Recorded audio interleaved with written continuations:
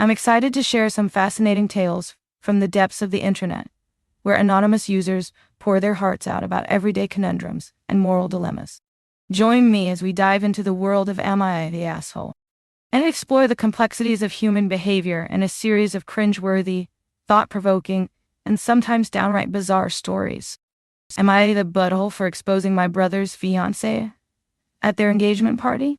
My 27 female, older brother, 30 male, has been dating his fiancé, 28 female, for about 3 years. Our family welcomed her with open arms, and I really tried to get along with her, but she has always had this passive-aggressive way of treating me. She constantly makes little comments about my job, my clothes, even my cooking, always disguised as jokes.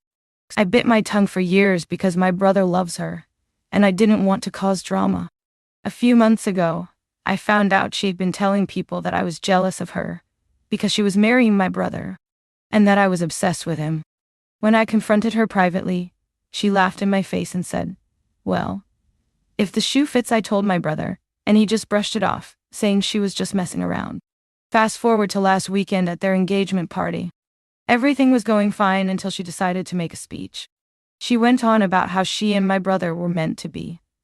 And then right in front of everyone, she joked that I must be devastated to lose him. She literally said, "I know this is hard for you, but don't worry, you'll always be his little sister." The room got quiet, and I could see people looking at me. I just snapped. I stood up and said, "It's actually hilarious that you keep pushing this weird narrative, because if anyone is obsessed with my brother, it's clearly you. I mean, you're the one constantly bringing me up." Then I turned to my brother and said, "It's honestly sad that you're okay with it." The tension was insane. She tried to play the victim, acting like I had ruined her moment, but some of our relatives actually sided with me, saying her joke was way out of line. Now my brother is pissed at me, saying I embarrassed them in front of everyone. Our parents are split. Mom thinks I was right to call her out, but Dad thinks I should have just let it go. They're still getting married, but I honestly don't even know if I want to go to the wedding. Am I the butthole for finally calling her out? And now for the next story. Am I the butthole for ditching my roommate? So I'm class of 2029, and I found my ex-roommate back in August. And I thought she was a really good pair because she seemed nice, and we got along. She lived in a major city about 2 hours away from me, and I finally decided that I wanted to meet up with her, and we had planned about a month in advance that we were supposed to meet. The night before I was supposed to drive to the city she lived in, she says she can't make it because she had homework. I found it very annoying because I was driving a whole 2 hours, and she lived in the city. Then finally today, my friend convinced me to just unrequest her without saying anything, because she also didn't give me an advance about her not showing up. She saw the notification from the school website and texted me. Do you think I actually owe her an explanation? And now for the next story. Am I the butthole for not giving my coworker a ride after he didn't spot me $1 at the vending machine? I usually give my coworker a ride on the way back from work, usually driving 5 miles out of my way per day to drop him off at his place because he doesn't have a car. I've been doing that for about 2 years now, and haven't asked for anything, and he has never offered. Yesterday I was at the vending machine and wanted a soda. I was short $1 and had left my wallet in my car. I would usually go get my wallet, but it takes forever to wait for the elevators at my workplace, so I asked if he could spot me $1 for the soda. He straight up refused and said, "Just use your own money, man. I don't really give money to friends or coworkers, sorry." I was taken aback by that comment, because I've probably spent well over $1,500 in gas over the past 2 years for this guy, and he can't even spot me $1 just this once. I got pretty upset by that, and once it hit 5, I told him I'm not giving him free rides anymore. He seemed upset and said I was petty. Am I the butthole? Now let's check out some of the comments on this post. Not the butthole. You asked him for a small favor, and he refused and shamed you. You have no obligation to keep offering him a ride. Though, you should know that this will drastically deteriorate your relationship, and they will make a big deal of it. Here's the response from OP. Thankfully, we work in completely different departments. I don't think you should worry about what the others say. You can repeat this story to other people and say that you have learned a lesson not to be nice to colleagues. OP, your coworker is stingy and mean. Good for you for stopping things now. If anyone dares to come at you, you can politely suggest that they drive the ungrateful moocher. If make it a big stink, then perhaps you need to pull in HR. And now for the next story. Am I the butthole for requesting my boyfriend stop coughing phlegm into tissues and putting them on the coffee table whilst I'm eating? Pretty self-explanatory. This morning, he said I was selfish for complaining. Had slept on the sofa, as ID had a hospital procedure, and due to his snoring wanted a good night's rest, and has been recovering from a cold. I came down to eat breakfast and it started again, coughing, spitting phlegm into a tissue and putting it on the table. He said ID purposely sat next to someone ill in the living room. My brother used to torment me by spitting it on the floor, and worse gross things which I won't go into as even the thought is making me gag. So I get some of it as my own extreme nausea around it. Am I the butthole? And now for the next story. Am I the butthole for refusing a Christian wedding ceremony? I've 26, got engaged a couple of months ago, and we are in the early stages of wedding planning. I'm an atheist. My parents saw religion as a personal choice, and it was never pushed on to me. After learning about different religions, I came to the decision I'm an atheist in my teens. My fiancé Marcus was raised Christian, and has a lot of family who are deeply religious, and whose faith is significant to them. Marcus himself is also an atheist. He explains that he realized he was only practicing because of his extremely religious grandparents, and not because he believed in God himself. Because we are both atheists, having a Christian ceremony wasn't even something either of us ever considered. We want one of our friends to marry us, and to have the wedding somewhere outside. Well, his grandparents found out we are not having a Christian ceremony, and they've made it clear to him that they are devastated. We won't have a Christian ceremony, especially knowing how important their faith is to them, and most of his family. They are trying to get us to agree to have a Christian ceremony, for their sake, since neither of us are religious, and we know how important this is for them.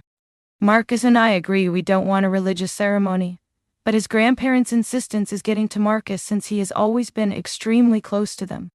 I also hate the idea that this can affect my relationship with my in-laws. So Reddit, am I the butthole for standing my ground and refusing a Christian wedding ceremony? Now let's check out some of the comments on this post. Not the butthole. And a story time. I compromised with my now ex-in-laws about a religious ceremony. Fast forward to when I had children, and they tried to force baptisms. Going so far as to try to trick my children into it. Going behind my back, and lying to me about what they were doing. When confronted, they argued it was fine, because I was married in a Christian ceremony, and was now therefore obligated, blah blah. Were they extreme in their actions and beliefs? Yes. But I could have nipped the lying and sneaking by holding my ground on my wedding. It is your day, with your fiancé, not theirs. My story. My sibling had a classic white church wedding. I was very happy to be a bridesmaid, but I left our church in my late teens. A few years later, my sister has a baby. She wants to have a christening, and asks me to be a godmother. I absolutely cannot stand up in a church and make a promise about something that is contrary to my beliefs. My dad has a crisis and talks to the priest who agrees with my position. I don't care, but the priest's position is conveyed to my sister, who chooses another godmother. Moral of this story: nobody should bully you into pretending beliefs that you don't have, and likely the church leaders won't want you marrying there either. Consult them. Some of the more organized Christian denominations won't allow you to be a godparent without chatting with your local priest and making sure you're a good Christian of the same, or an acceptable sect, with whom they are in communion.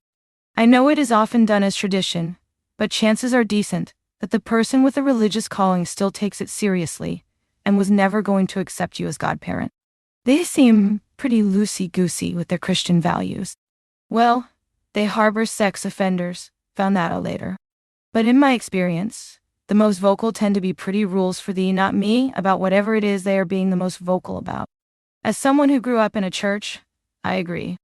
Some pretty shady people tend to be talking to God, and God talking to them all the time, aka the only moral abortion in my abortion. And now for the next story. Am I a butthole for correcting my in-laws when they mispronounce my name? I, 27 female, have a name that isn't super common in the U, but it's not that hard to pronounce. Think something like Lena, but my in-laws keep saying Lena. It's a small difference, but it makes my name sound completely different. I've been with my husband, 30 male, for 5 years, married for 2, and his parents have never gotten it right. At first, I thought they just needed time to adjust. They're in their 60s, and I get that learning a new name might take a second. But we see them often, and I've corrected them so many times. My husband says I should let it go, because it's not intentional, but at what point does it stop being accidental and start being just dismissive? It's not like they struggle with pronunciation in general. They can say names like Giovanni or Schwarzenegger just fine. My husband's mom even talks about how much she loves learning about different cultures. But when it comes to my name, she always shrugs it off with, well, you know who I mean. The last straw was at a family dinner last weekend. His mom was introducing me to her friend and said, "This is our daughter-in-law, Lena." I laughed a little and said, "Almost. It's Lena." She sighed and said, "Oh, you're so particular," in front of everyone. It was embarrassing. I just smiled and let it go. But later, I told my husband I didn't think it was fair. He got defensive and said I was making his mom feel bad over something so small. I honestly don't think I'm being unreasonable. I'm not asking them to learn a new language, just my actual name. But now I feel like I'm being that person overly sensitive and nitpicking. My best friend says I should just answer to it, because older people don't change, but I don't want to set the precedent that my name doesn't matter. Am I the butthole for continuing to correct them? And now for the next story. Am I the butthole for telling my mom that I don't want her around me? I, 18 male, told my mom that I didn't feel comfortable around her. A little over an hour ago, she came into my mom and told me that she was going to bed. I didn't expect for her to have a conversation with me. Usually she will tell me good night and immediately go to her room. Tonight was different. For context, I was watching a show, and she immediately came into my personal space. I felt a bit uncomfortable, especially when she started touching me and rubbing my arm. When she saw me try to pull away, she asked me, "You knowin' to me no more? She's Jamaican Dutchie." And I said no. Then she asked me if she was abusive, and I said no to that. Before she asked me those questions, we were talking about housing for college and receiving an email. I feel a certain way about going to college, and I haven't told her yet. I was getting more irritated, not upset like my family loves to say. And she asked the question that's in the title, and I said what I said. Her response felt so condescending, sounded so monotone, and almost robotic. It was as if she was attempting to gaslight me into feeling bad for saying that. "Wow, I feel bad," she said and walked away. Maybe I'm overreacting because I still hold a lot of resentment towards my mom family about my past traumatic experiences. Or I could be a complete asshole that is willing to change. I want to hear your thoughts and give me the honest truth. Don't hold back. My mom from past experiences. Like and subscribe for more awesome daily Reddit content. And don't forget to hit the bell to get notified when I upload new videos.